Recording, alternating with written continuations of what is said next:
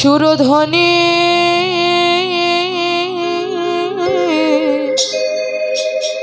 তেরে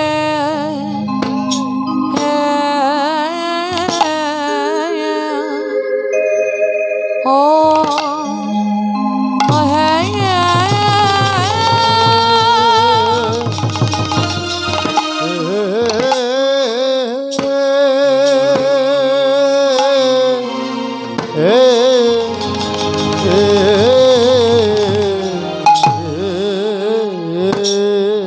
সুরধ্বনি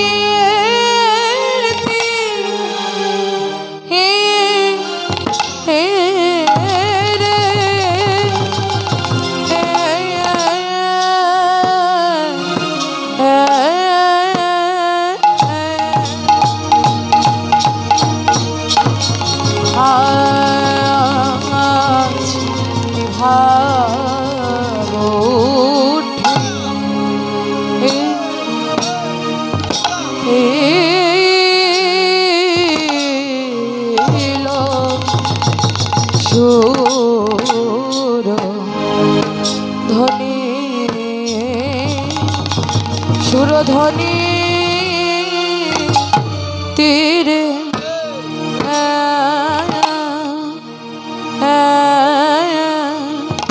ও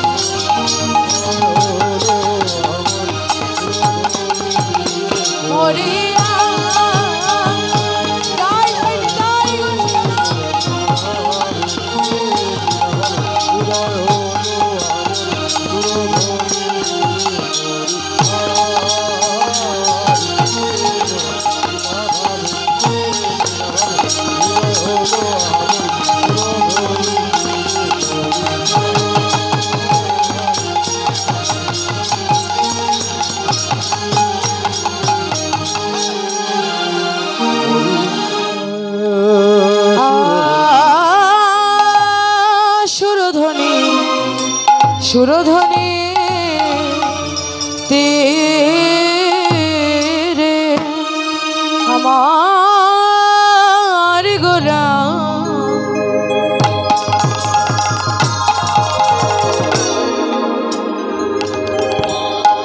কেবা শাহ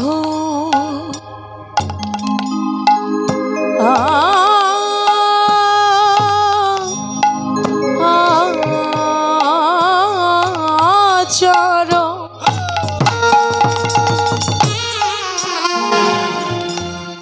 গণ মেলি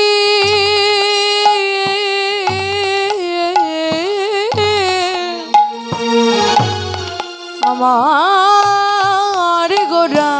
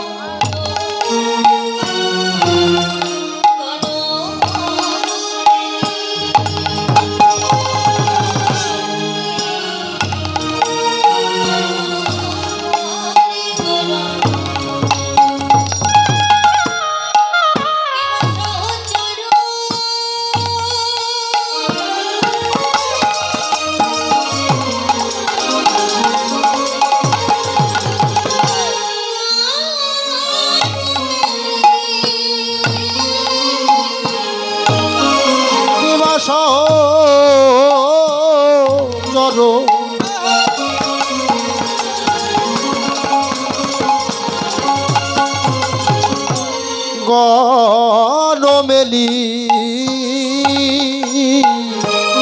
কিবা সহজর মেলি আনন্দে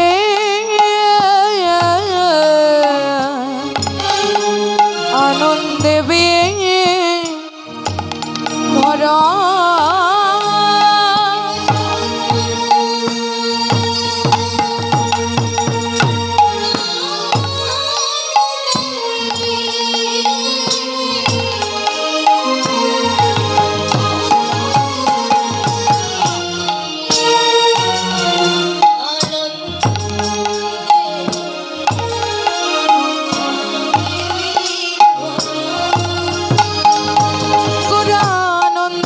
গোরা আনন্দে বিভোরা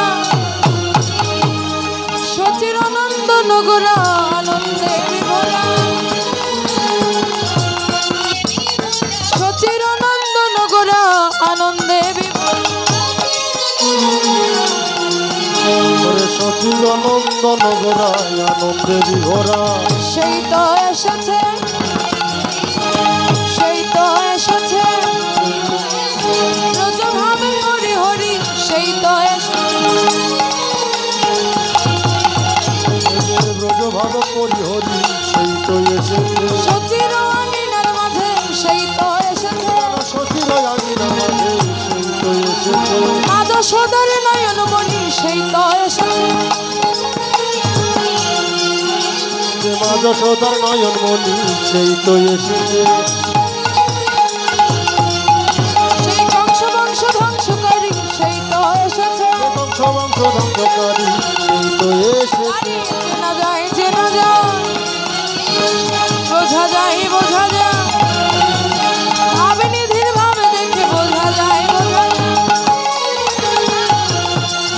ওরে ভাব নিধির ভাব দেখে বোঝা যায় বোঝা যায় যাদের গৌরগত প্রাণ হয়েছে তারাই তো দেখে যাদের গৌরগত প্রাণ হয়েছে তারাই তো দেখে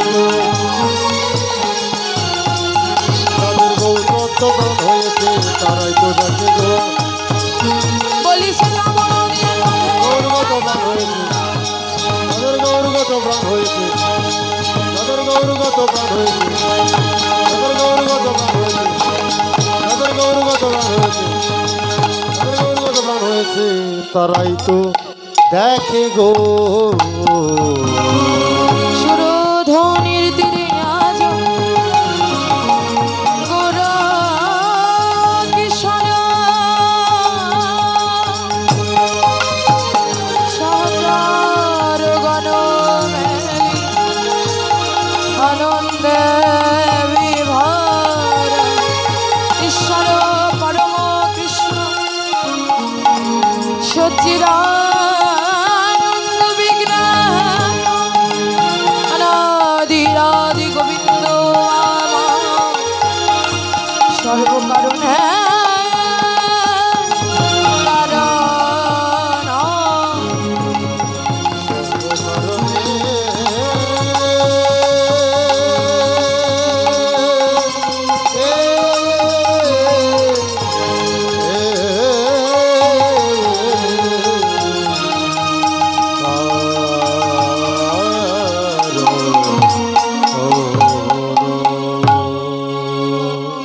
জানি তাই হরি বল, জানি তাই জয় গুরু জরাধেশ্যাম।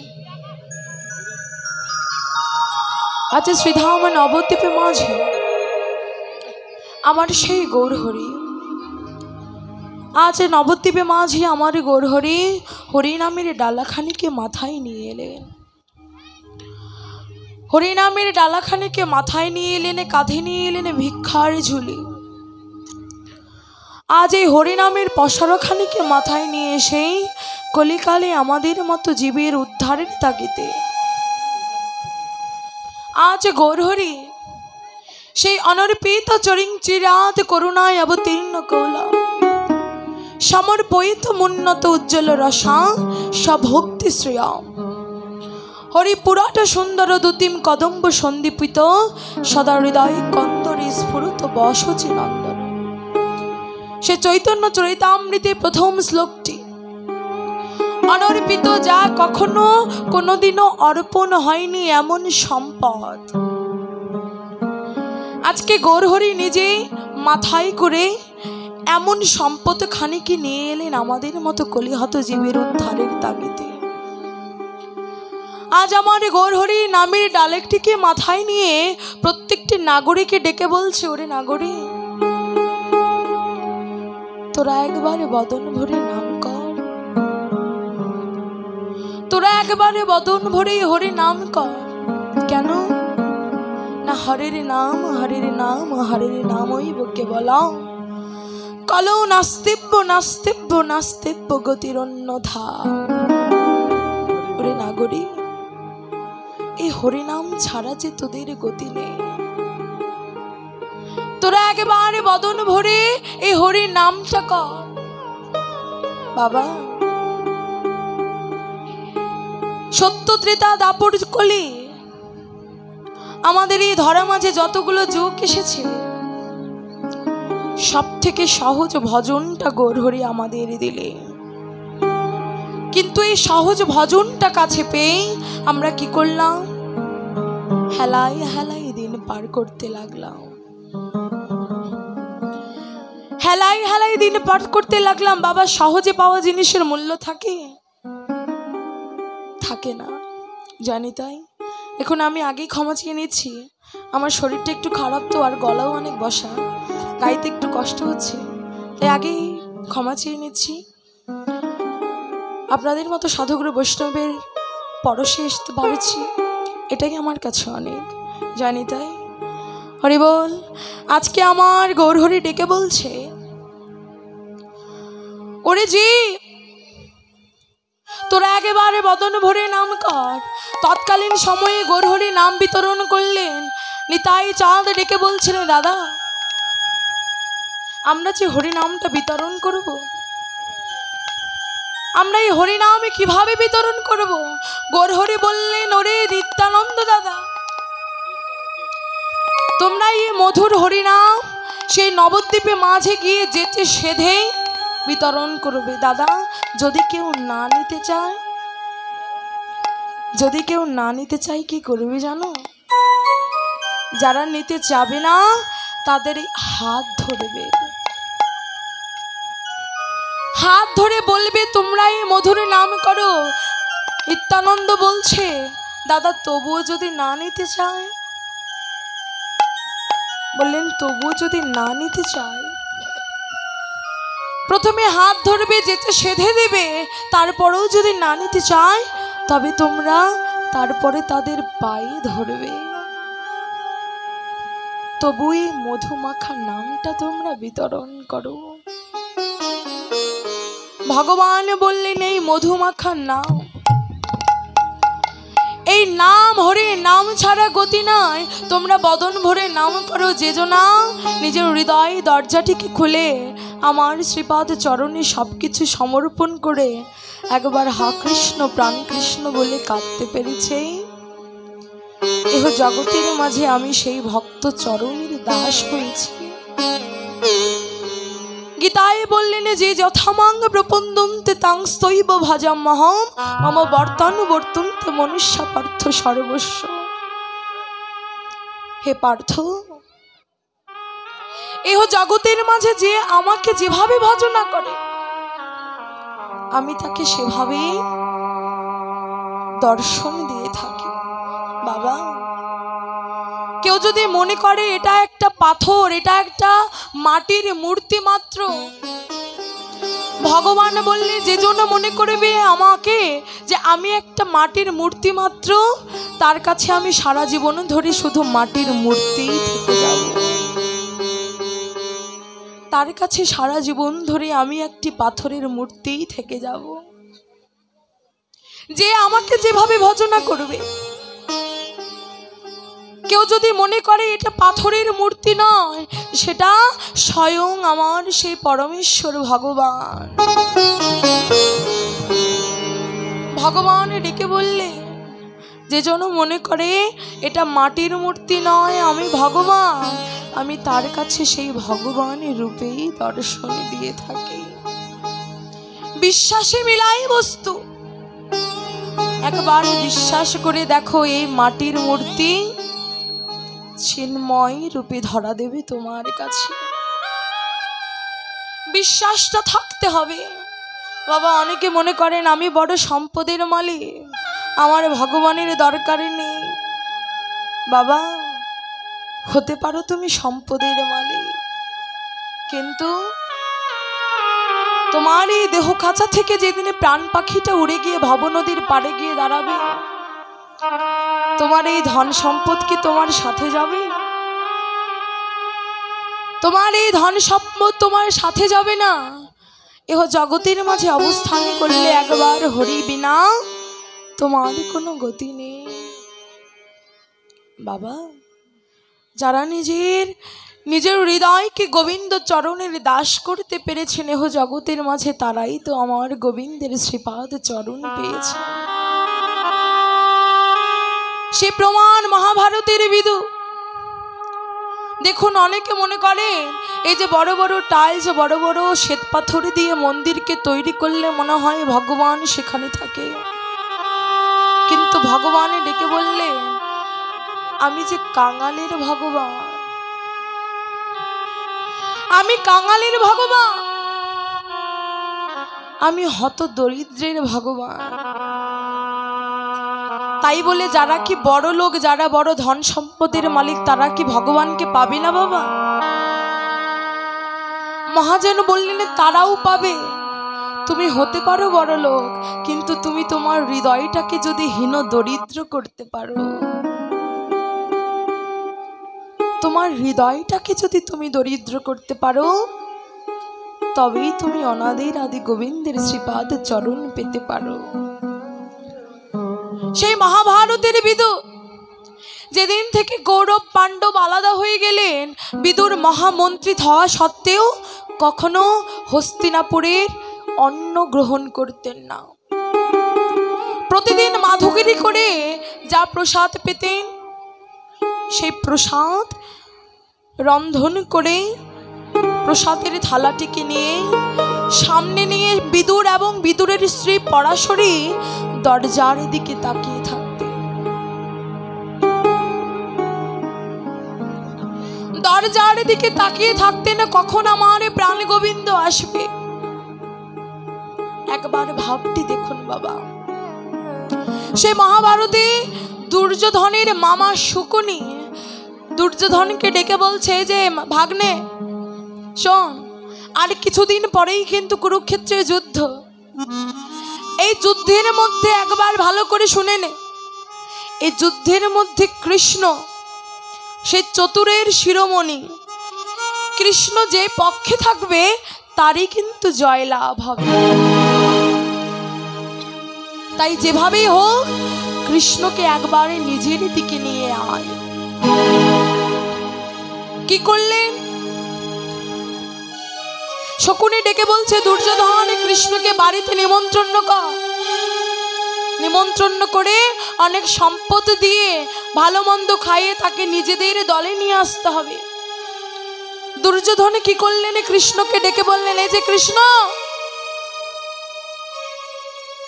আজকেই মধ্যাহ্নে আমার বাড়িতে তোমার সেবা থাকলো, সেবার নিমন্ত্রণ থাকলো, তুমি আসবে। ভগবান ডেকে বললেন, ওরে হতে পারে সে আমার শত্রু, কিন্তু এই জগতের মাঝে যে আমাকে ডাকে আমি যে তার কাছেই ছুটে যাই। হরি বল, হরি বল। আমি যে তার কাছেই ছুটে যাই। কৃষ্ণ কি করলেন? বললেন, দুর্যোধন আমি তোমার বাড়িতে যাব। মধ্যাহ্নকালে যখনই কৃষ্ণ আমার দুর্যোধনের বাড়িতে যাচ্ছে, তার রাজপ্রাসাদে যাচ্ছে, দুর্যোধন কি করেছে জানেন? আমার অনাদিরাদি গোবিন্দ যে পথ দিয়ে আসবে সেই পথ মাঝে ফুলের বিছানা করে রেখেছে। অনেক ফুল দিয়ে সে রাস্তায় বিছিয়ে রেখেছে। আমার অনাদিরাদি গোবিন্দ সেই ফুলের উপরে পদ দিয়ে আমার দুর্যোধনের রাজপ্রাসাদে এলেন। রাজপ্রাসাদে এসে দুর্যোধনের স্বাগতম জানালেন, বলছে কৃষ্ণ এসো। আমার কৃষ্ণ কি করলেন? তার সমস্ত রাজপ্রাসাদটা ঘুরে ঘুরে দেখছে, সমস্ত রাজপ্রাসাদটা পুঙ্খানুপুঙ্খভাবে দেখছে। শকুনি ডেকে বলছে, দুর্যোধন দেখেছিস? বলেছিলাম না ও যে গোয়ালার ছেলে, দেখেছিস? এত বড় রাজপ্রাসাদে এসে তার নিজের লোকটাকে সে সংবরণ করতে পারছে না। এত বড় রাজপ্রাসাদটা কিভাবে দেখছিস? তার চাহনির দিকটা, তার চাহনিটাকে একবারে দেখ, তার চাহনির দিকে একবারে তাকা, চেয়ে দেখ। সে যে গোয়ালার ছেলে, এত বড় রাজপ্রাসাদ দেখে সে লোভে পড়ে গেছে। কৃষ্ণ সারা রাজপ্রাসাদ পুঙ্খানুপুঙ্খভাবে দেখলেন, কিন্তু কোনো কথা না বলে কৃষ্ণ যে পথ দিয়ে এসেছিলেন আবার সে পথ দিয়েই চলে যাচ্ছে। কৃষ্ণ, তুমি যে পথ দিয়ে এলে আবার সে পথ দিয়ে চলে যাচ্ছ কেন? তোমাকে মধ্যাহ্নে নিমন্ত্রণ করেছিলাম, সেবা না পেয়ে তুমি চলে যাচ্ছ। কৃষ্ণ ডেকে বললেন, দুর্যোধন জানো দুর্যোধন, অনেকে বাসনা নিয়ে এসেছিলাম তোমার রাজপ্রাসাদে আজ মধ্যাহ্নের সেবাটা করব, কিন্তু জানো দুর্যোধন, তোমার এই রাজপ্রাসাদটা আমি অনেক ভালোভাবে দেখলাম, কিন্তু কোথাও তিনটি জিনিস পেলাম না। সেটা কি? দুর্যোধন, সারা রাজপ্রাসাদ খুঁজলাম, কিন্তু কোথাও একটু ভক্তি আমি পেলাম না, কোথাও একটু ভালোবাসা পেলাম না, কোথাও একটু প্রেম পেলাম না। দুর্যোধন, ভক্তরা আমাকে বলে আমি নাকি প্রেমের ঠাকুর। যেখানে প্রেম থাকে না, ভালোবাসা থাকে না, ভক্তি থাকে না, সেখানে যে আমি কৃষ্ণ কখনো বিরাজ করতে পারি না। ভগবান আমার যে পথ দিয়ে এলেন আবার সে পথ দিয়েই ফিরে গেলেন। বাবা, সে দুর্যোধনের রাজপ্রাসাদ ছেড়ে ভগবান চলে গেলেন সেই বিদুরের ভাঙা কুটিরে। আর এদিকে বিদুরের স্ত্রী পরাশরী গোবিন্দের বিগ্রহের সামনে দুটি নয়নের জল ফেলে দিয়ে কাঁদছেন আর বলছে, হে গোবিন্দ, প্রতিদিন প্রসাদের থালা নিয়ে তোমার জন্য অপেক্ষা করে থাকি। প্রতিদিন প্রসাদের থালা নিয়ে ওই দরজার দিকে তাকিয়ে থাকি চাতক পাখির মতো, কখনো তুমি একবার আসবে আমার এই ভাঙা কুটিরে। কিন্তু তুমি আসো না গোবিন্দ। আমার এই তাপিত হৃদয় তোমাকে দেখার জন্য হাহাকার করে অনবরত। দয়াময়, এই প্রাণ থাকা অবধি কি তোমার ওই বদন আমি দেখতে পাবো না? আমার অনাদিরাদি গোবিন্দ দরজায় দাঁড়িয়ে যখনই ডেকেছে, মা মা, গৃহে আছো? পরাশরী চিৎকার করে বলছে, কে কে আমাকে মামা বলে ডাকছে? কে কে এমন আকুল প্রাণী আমাকে মামা বলে ডাকছে? পরাশরী দরজায় দাঁড়িয়ে গিয়ে দেখে সেই অনাদিরাদি গোবিন্দ আমার দাঁড়িয়ে আছে। দয়াময়,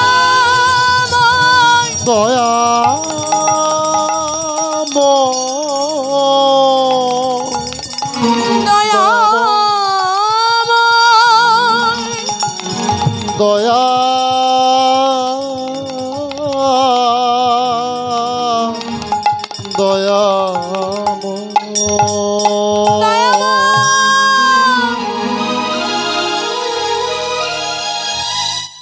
এতদিন পরে হতভাগীর কথা মনে পড়েছে। দয়াময়, এতদিন পরে কাঙালির কথা মনে পড়েছে। কৃষ্ণ দরজায় দাঁড়িয়ে আছে। পরাশরী মা বলছে, কৃষ্ণ, ওগো দয়াময়, এতদিন শুনেছিলাম তুমি নাকি, তোমার রূপ নাকি অপরূপ রূপে মণ্ডিত। দয়াময়, আজকে একটু বদন ভরে, আজকে একটু এই নয়ন ভরে তোমার ওই অপরূপ রূপ একটু দর্শন করে নে। পরাশরী যখন কৃষ্ণকে দেখছে, কৃষ্ণ ডেকে বলছে, মা, ঘরে যেতে বলবে না? পরাশরী ডেকে বলছে, এসো এসো কৃষ্ণ, আমার ঘরে এসো। কিন্তু কৃষ্ণ, কোথায় বসতে দেই বলো তো? আমি এমন দিনহীন কাঙা, তোমাকে বসতে দেওয়ার মতো আমার ঘরে যে কোনো জায়গা নেই। কৃষ্ণ ডেকে বলছে, মা, তুমি তোমার হৃদয় আসনে যে আমাকে বসিয়েছ, এই আসন যে জগতের কোনো সিংহাসনের থেকে কম কিছু নয়। তোমার হৃদয় আসনে তুমি আমাকে বসিয়েছ, এমন আসনে জগতে কজনা দিতে পারে? মা, আমার বড় খিদে লেগেছে, একটু খেতে দাও। পরাশরী স্তম্ভিত হয়ে বলছে, কৃষ্ণ, ও কৃষ্ণ, প্রতিদিন আমার স্বামী মাধুগিরি করে যা প্রসাদ পায় তার রন্ধন করে আমি পসরাতে সে সাজিয়ে আমি সেই দরজার দিকে তাকিয়ে থাকি, কখনো তুমি একবার আসবে, কখন তুমি একবার আসবে আমার এই ছোট্ট কুটিরে। কৃষ্ণ, তখন তুমি আসনি। এ তোমার কেমন পরীক্ষা?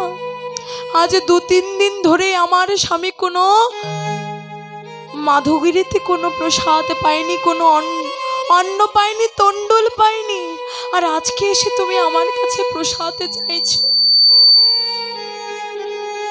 আমি কি তুলে দেব তোমার ওই বদনে? ও কৃষ্ণ, আমি কি তুলে দেব?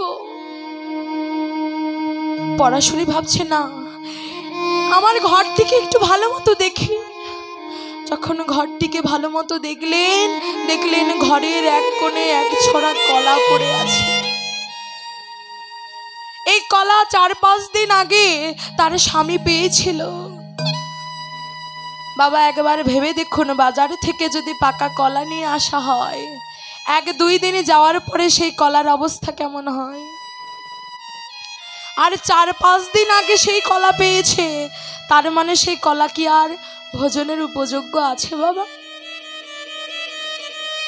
কলার এক পাশটা পচে গেছে,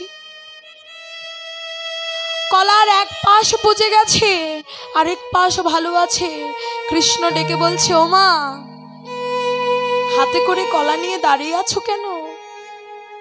আমাকে খাইয়ে দেবে না? পরাশরী ডেকে বলছে, কৃষ্ণ,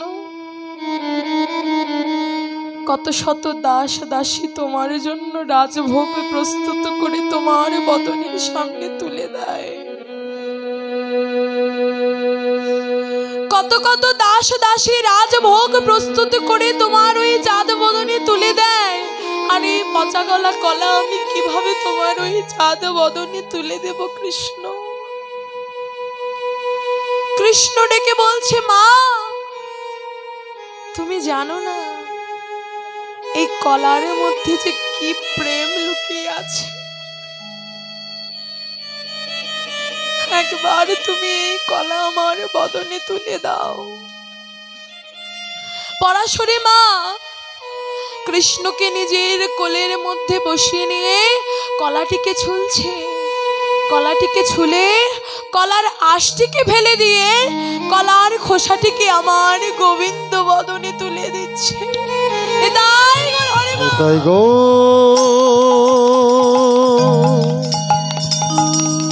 হরিব। আর ভক্ত ধীর ভগবান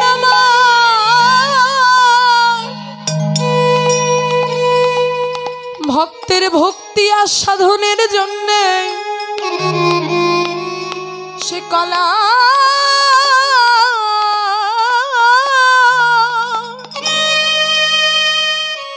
সেই কলার খোসাটিকে পরম তৃপ্তি ভরে সেবা করেছে। পরাশরী মায়ের কোনো চৈতন্য নেই যে সে কলার আঁশটিকে ফেলে দিয়ে কলার খোসাটি বদনে তুলে দিচ্ছে। বিদুর যখন শুনতে পেলে যে কৃষ্ণ এসেছে তার গৃহে, বিদুর ছুটতে ছুটতে এসে দেখে পরাশরী সে কলার খোসাটিকে কৃষ্ণ বদনে তুলে দিচ্ছে। পরাশরী, কি করছো? একবার নিজের দিকে চেয়ে দেখো তুমি কি করছো। কলার আঁশটিকে ছেড়ে কলার খোসাটিকে বদনে তুলে দিচ্ছ। পরাশরী চৈতন্য ফিরে পেয়ে বলছে, কৃষ্ণ, আমি এত সময় ধরে কলার খোসাটিকে তোমার বদনে তুলে দিচ্ছি, তুমি একবার মুখ ফুটে বললে না যে মা, ও মা, তুমি কলার খোসাটিকে কেন আমার বদনে তুলে দিচ্ছ? ও কৃষ্ণ, আমি এতদিন জানতাম তুমি কাঙালের ভগবান, এতদিন জানতাম তুমি গরিবের ভগবান, আজ এই দুটি নয়ন ভরে তা দেখেও নিলাম। পরাশরী ডেকে বলছে, স্বামী, আমি না হয় কৃষ্ণের অপরূপ রূপের দিকে তাকিয়ে সে কলার আঁশটিকে ছেড়ে কলার খোসাটিকে গোবিন্দ বদনে তুলে দিচ্ছি, একবার নিজের দিকে তাকিয়ে দেখেছো? তুমি গিয়েছিলে গঙ্গা স্নানে, যখনই শুনেছ যে শ্রীকৃষ্ণ এসেছে আমার গৃহে, তুমি উন্মাদের মতো ছুটে চলে এসেছো, কিন্তু আসার সময় নিজের বসনটাই পড়তে ভুলে গেছো। তাই গো হরিব। বিদুর করজোর করে বলছে, কৃষ্ণ, কৃষ্ণ, কত কত যোগী মনে ঋষি শত শত কোটি কোটি বছর ধ্যান করে, কত কত কত যোগী মুনি ঋষি শত কোটি বৎসরে ধ্যান করে তপস্যা করে তোমার ওই বদনটাকে একবার দর্শন করতে পারে না। আর আজকে সেই ভগবান আমার মতো গরিবের ঘরে আজ তার শ্রীপাদ চরণটা রেখেছে। বলো তো দয়াময়, আমার মতো কি সৌভাগ্যবান আর কেউ আছে? কৃষ্ণ, আজ তোমার শ্রীপাদ চরণ আমার এই ভাঙা কুটিরে পড়ে চেয়ে দেখো, আজকে আমার ভাঙা কুটির যেন আলোয় আলোকিত হয়ে গেছে। কৃষ্ণ, তোমার ওই শ্রীপাদ চরণে মিনতি, যতবার আমায় এই ধরা মাঝে পাঠাবে ততবার যেমন এই দিনহীন কাঙাল করে পাঠিও। কেন জানো কৃষ্ণ? কারণ যদি আমি কষ্টে থাকি, যদি আমি দুঃখে থাকি, কষ্টে থাকি, তাহলে যে আমি তোমাকে ভুলে যাব না কৃষ্ণ। আর এতটুকু মিনতি, যতবার ধরা মাঝে আমায় পাঠাবে যেন ওই শ্রীচরণের দাস করে রেখো। নিতাই গৌর হরি বল।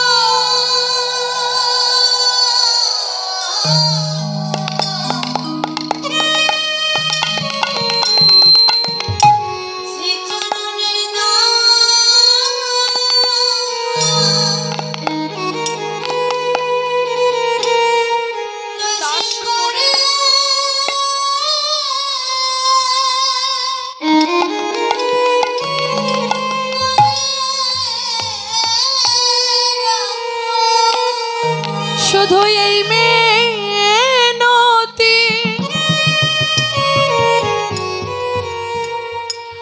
ওই শ্রীচরণে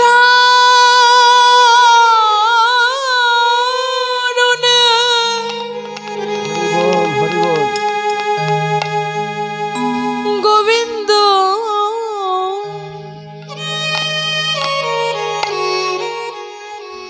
এই অধমকে চরণের দাস করে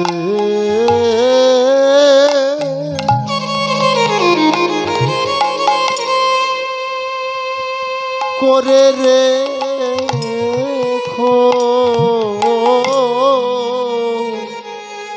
অপরাধী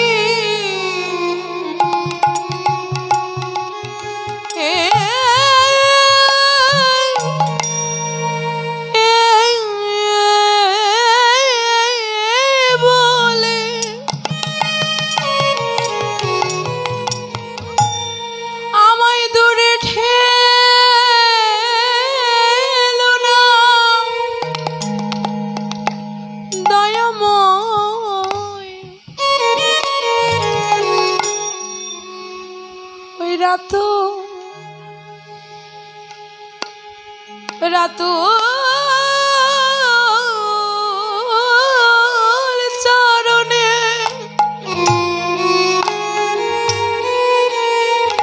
এক পাশে রেখো।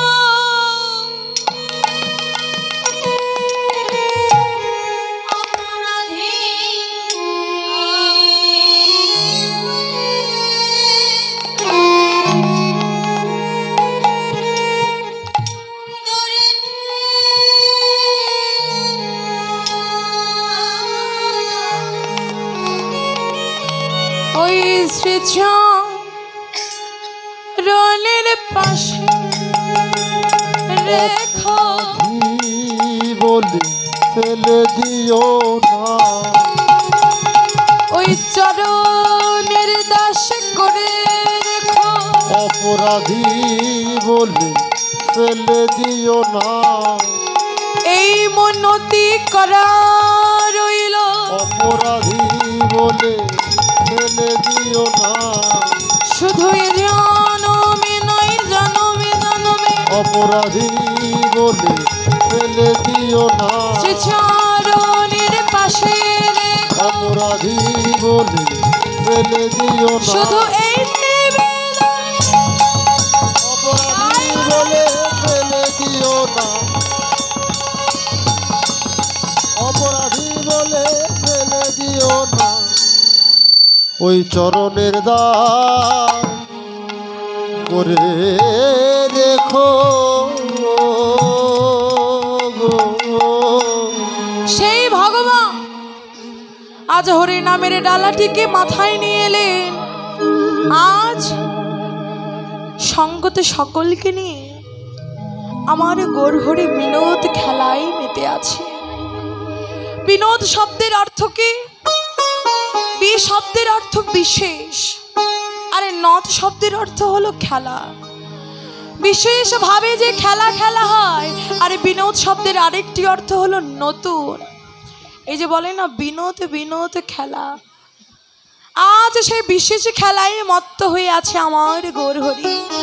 পদকপি পদ রচনা করলে যে খেলো এ বিনোদ খেলা,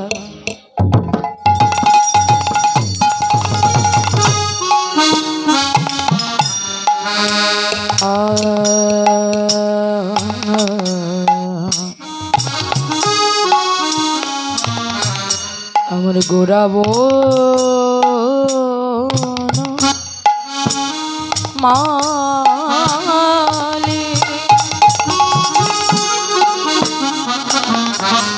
আজ খেলো এ বিনোদ খেলা,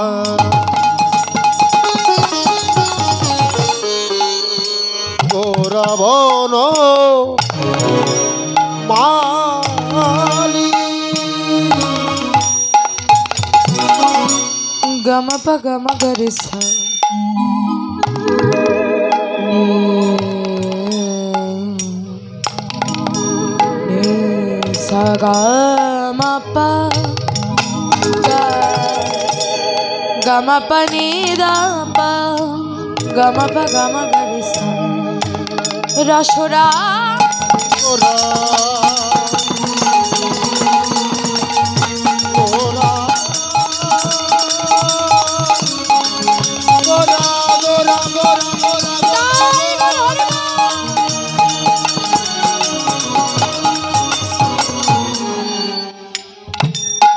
আমার আমার গোরা আজ খেলো খেলো খেলো খেলো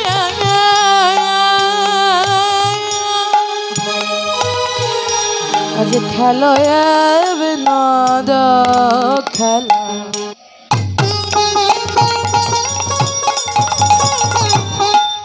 আমার গোরাবো মালি,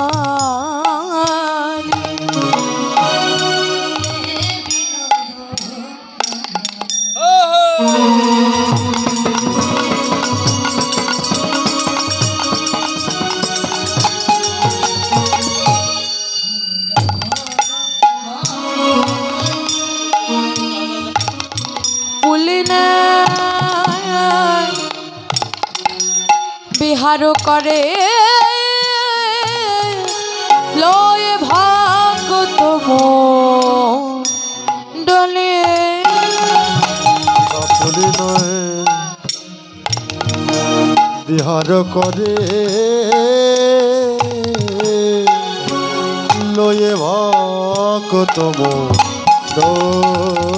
আজ খেলেছে গোরারা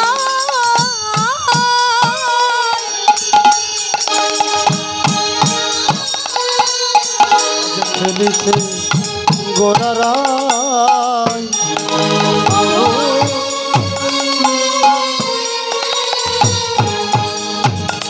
খেলিছে গোরারা মধুর হরি নামে খেলা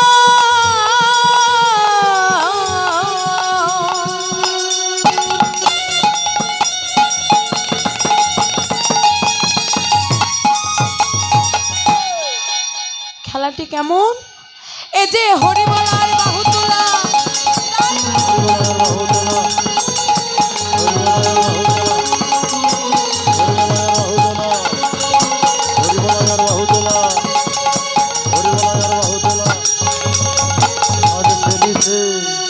গোরারাই পুলিনে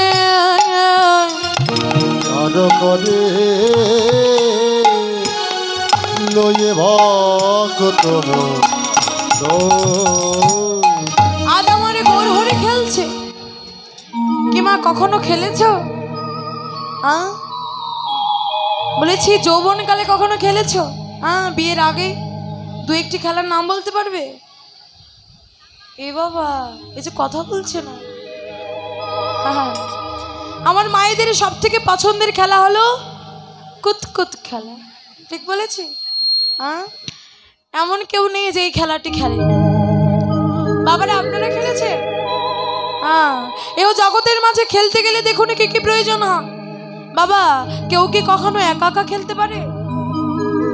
খেলতে গেলে কি প্রয়োজন হয়? দুটি পক্ষের প্রয়োজন হয়। এই যে খেলতে খেলতে কোনো পক্ষ জিতে, কোনো পক্ষ হেরে যায়। মাগো, যারা জিতে যায় তারা কি করে? একদম 32 পাটি বের করে হাসতে হাসতে চলে যায়। কি? কিন্তু যারা হেরে যায়, পোড়া বেগুনের মতো, বেগুন পোড়া দিলে যেমন হয়, তারা হৃদয়ে প্রচুর ব্যথা পায়, বদনটা মলিন করে কোথায় বদন লুকাবে খুঁজে পায়। একবার ভেবে দেখুন, এও জাগতিক জগতে আমরা খেলি, তার মধ্যে জয় পরাজয় থাকে, পক্ষ অপক্ষ থাকে, কিন্তু আমার গরহরি যে খেলাটি খেলছে, এই খেলায় লাগে না কোনো পক্ষ। আরে যারা একবার এই খেলায় অংশগ্রহণ করে, এই দেহ খাঁচা থেকে যতদিন পর্যন্ত প্রাণটা আছে, দেহ খাঁচা যতদিন পর্যন্ত দেহ খাঁচা থেকে প্রাণ পাখিটা না উড়ে যায়, যারা একবার অংশগ্রহণ করে তারা আর কখনো এই খেলা থেকে বের হতে পারে। শুধু তাই না, এই খেলায় যারা একবার অংশগ্রহণ করে কি হয় জানেন? তারা কেউ হারে না, সবাই জিতে।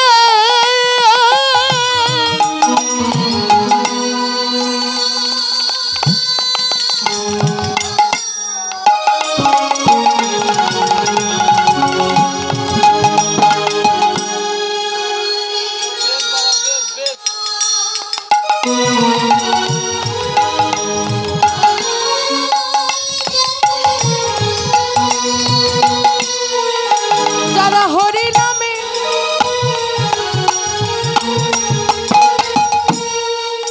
খেলায় মাতে, কেউ হারে না, সবাই জিতে। যারা হরি নামে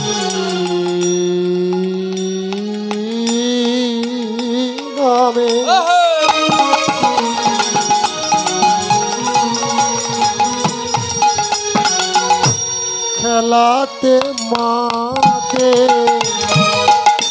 তারা কেউ হারে না, সবাই যেতে। কি বাবা, যারা একবার হরিনামের খেলায় অংশগ্রহণ করেছে তারা কখনো কেউ হেরেছে? একেবারে চেয়ে দেখুন সর গোস্বামীর দিকে, সেই রূপ গোস্বামী, সনাতন গোস্বামী, শ্রীজীবী গোপাল ভট্ট গোস্বামী, তারা সকলে এই হরিনামের খেলায় অংশগ্রহণ করে সারা জীবনের জন্য জয়ের মালাটিকে গলায় পড়েছে। আজকে আমরাও খেলতে এসেছি হরিনামের খেলা। দেখুন, এও জাগতিক জগতে খেলা খেলতে গেলে বয়সের তারতম্য আছে। আমি যদি খেলতে যাই, আমি কোনো 60 বছরের বৃদ্ধার সাথে খেলবো মা? কার সাথে খেলবো? না আমার মতো সমবয়সী যারা, তার সাথেই আমি খেলবো। শুধু তাই নয়, এও জাগতিক জগতে খেলা খেলতে গেলে একটি জায়গার দরকার হয়, যেখানে সেখানে খেলা যায়। কিন্তু আমার মহাপ্রভু যে খেলাটি খেলছেন, এই খেলায় লাগে না কোনো জায়গা, যেখানে সেখানে বসেই হরি নামের খেলাটি খেলা যায়।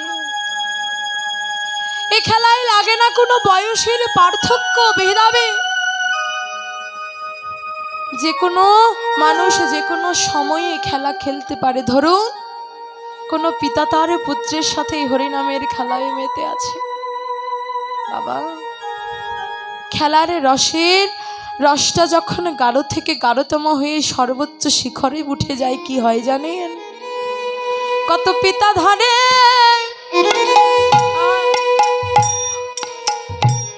পুত্রের চরণ, পিতাই গণ হরি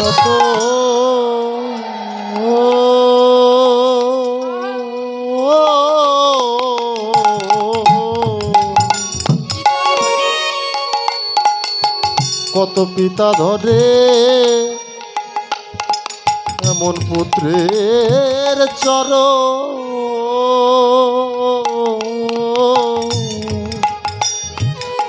তাদের আত্ম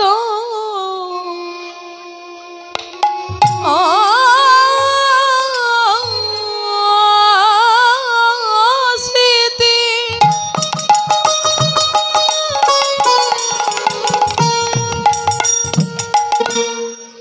আত্মস্মৃতি হইবে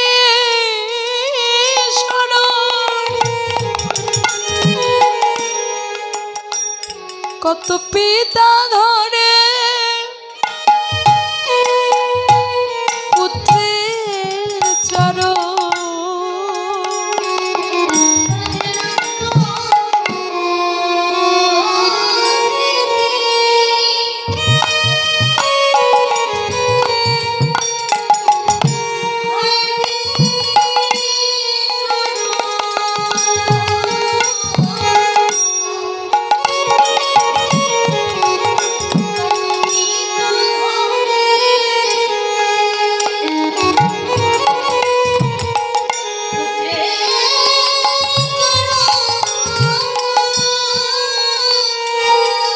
সে পিতার নিজের আত্মস্মৃতি থাকে না যে আমি পিতা হয়ে পুত্রের চরণ কেন ধরছি।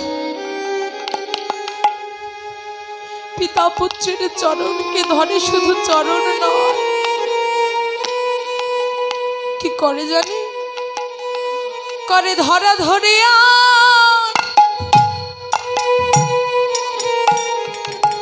আর গড়া গড়ি করে হরি বল, হরি বল, করে ধরা ধরিয়া করে জরা জরি,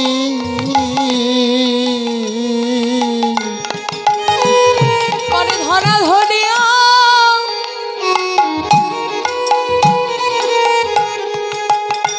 গড়া গড়ি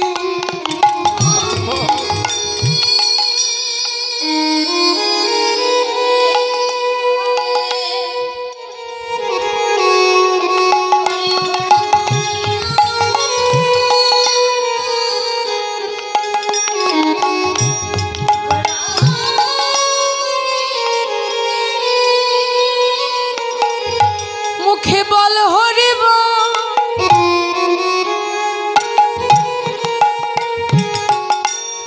হরি বলে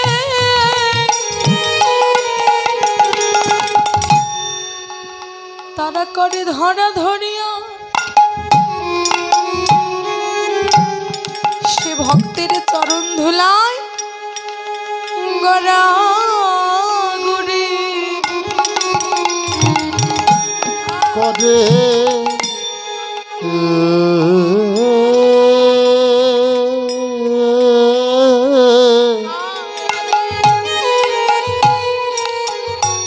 ধরা ধরিয়া জরা জরি, গোবিন্দ তোমা হলাম বলে করে ধরা ধরি করা গোবিন্দ তোমার হলাম বলে, গোবিন্দ তোমার হলাম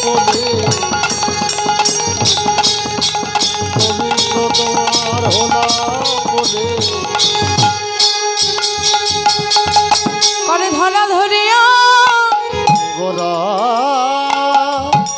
গোরা গরি আমার গৌরহরি সঙ্গত সকলকে নিয়ে যখন খেলা করছে গগন আকাশের দিকে চেয়ে দেখে গগনে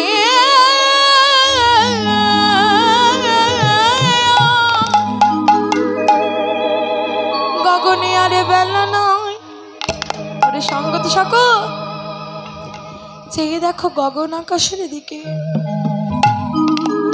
গগনে যে আর বেলা নাই ফিরতে হবে আবার নিজ গৃহে আজ পদকবি পদ রচনা করলে দিবাবসান হেরে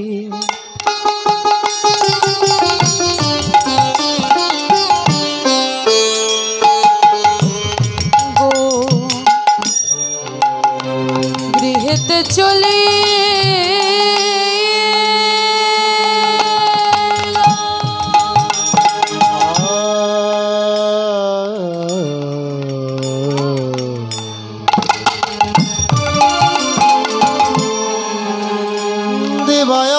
অবসানো হেরি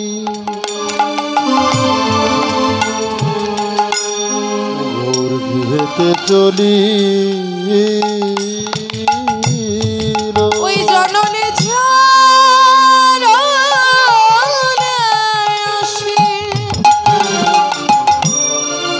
গৌরমা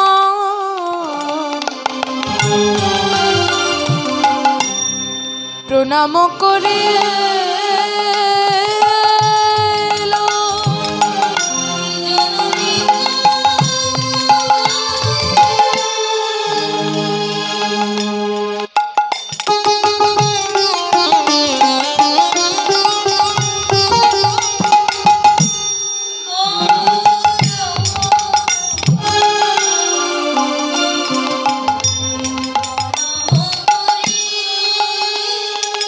আজ প্রণাম করিল প্রণাম করি মায়ের চরণে গোরা আজ প্রণাম করিল মায়ের চরণে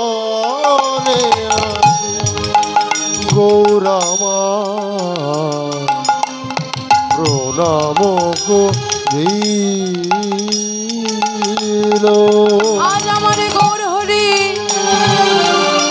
গৃহে ফিরে এসে আগে মায়ের চরণে প্রণাম করলেন কেন আজ তিনি নিজে প্রণাম করে জগৎকে শিক্ষা দিলেন ও হে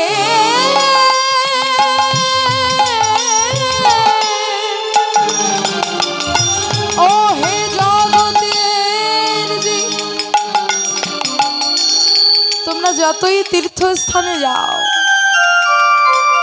যতই মন্দিরে মন্দিরে ঘোরো না কেন যদি পিতামাতার শ্রীপাদের চরণে ভক্তি না থাকে কোনোদিনও কোনো সেবা গোবিন্দ চরণ অব্দি পৌঁছাবে না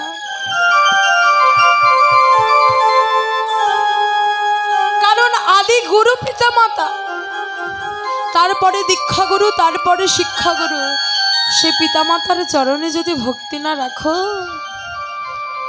যতই তুমি ভজনের পথে যাও না কেন কোনোদিনও গোবিন্দ কৃপা তো দূরের থাক কোনোদিনও বৈষ্ণব কৃপাটাই হবে না তাই গৌরহরি নিজে এসে আজ নিজে মায়ের চরণে প্রণাম করে জগৎকে শিক্ষা দিলেন আজকে গৌরহরি যখন ঘরে এলে আমার সচী মাতা নরহরিকে ডেকে বলছে নরহরি নরহরি কে আমার গৌরহরি কে আমার নিমাইয়ের সারা অঙ্গ জুড়ে এইভাবে ধুলা লাগিয়ে দিয়েছে তাদের কি নয়ন ছিল না তাদের কি নয়ন ছিল না এমন সারা অঙ্গ জুড়ে ধুলা লাগিয়ে দিয়েছে আজকে নরহরি ডেকে বলছে মা তোমার গৌরহরি তোমার নিমাইয়ের অঙ্গে কেউ ধুলা লাগায়নি লাগলো কিভাবে বলছে জানো মা তোমার নিমাই না একটা নতুন খেলা শিখেছে। কি খেলা? ওই নবদ্বীপে মাঝে গিয়ে একবারে বদনে কৃষ্ণ একবারে বদনে রাধা কৃপা করো বলে সে ধুলাই লুটিয়ে যায়। আরে বদনে কৃষ্ণ নামে করে, রাধা নামে করে। সচি মাতা ডেকে বলছেন, নরহরি তোরা তাকে আটকাতে পারিস না? নরহরি ডেকে বলছে, মা তোমার কি মনে হয় আমরা সেই চেষ্টা করিনি? মা আমরা চেষ্টা করি, কিন্তু কি হয় জানো? যেজন ধরে সেই তো পারে। মাগো যেজন ধরে সেই তো পরে। আমরা যখনই তোমার নিমাইকে আটকাতে চাই, যেজন আটকাতে যায় সেজন যে আবার তোমার নিমাইয়ের সাথে হরিনামের খেলায় মেতে যায়। আমরা চাইলেও তাকে আটকাতে পারি না। মাগো যেজন ধরে সেই তো পারে। মা মা মা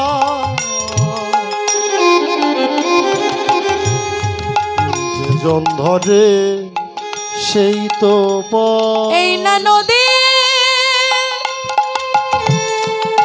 নদী আর মাঝে মাগো যেজন ধরে সেই তো পারে। আজ সচি মাতা কি করছে? তার অঞ্চলটিকে দিয়ে আমার গৌরের আমার নিমাইয়ের সারা অঙ্গটা ধুলা ঝেড়ে দিচ্ছে। আরে যখনই ধুলা ঝেড়ে দিচ্ছে, পদকবি রাধামোহন দাস ডেকে বলছে, লীলার এক পাশে দাঁড়িয়ে বলছে, সচি মাতা গৌরের সর্ব অঙ্গের ধুলা তুমি ঝেড়ে দাও, কিন্তু একটি অঙ্গ বাদে, যেই অঙ্গে ধুলা পাওয়ার জন্য কত কত যোগী মুনি ঋষি কত শত বৎসর তপস্যা করে, কত শত বৎসরে ধ্যান করে তপস্যা করে ওই অঙ্গের একটু ধুলা পায় না। মা ওই শ্রীচরণের ধুলা তুমি যেন ফেলে দিও না। মাগো মাগো এই পেতে দিলাম আমার দুটি কান, আর পেতে দিলাম আমার এই মস্ত। মা ওই ধুলা তুমি ফেলো না, দাও ধুলা আমায় দাও মা।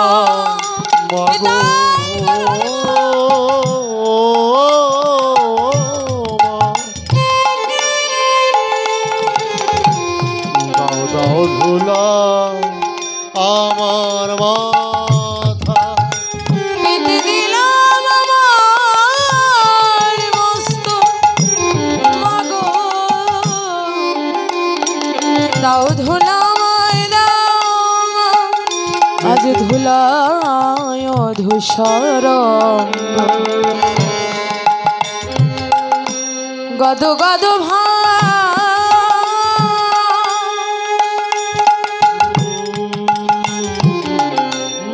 এই রাধা মোহনে প্রভু প্রভু করো তো হে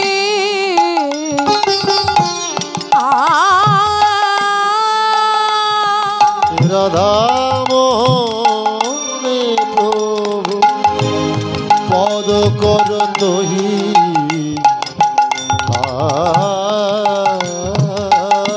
লীলা প্রকাশ করিল প্রকাশ করি শ্রীধাম নদিয়ার মাঝে, লীলা প্রকাশ করে নদিয়া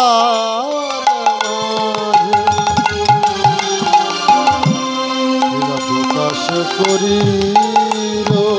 এ রাধা মোহনে প্রভু পাদ করে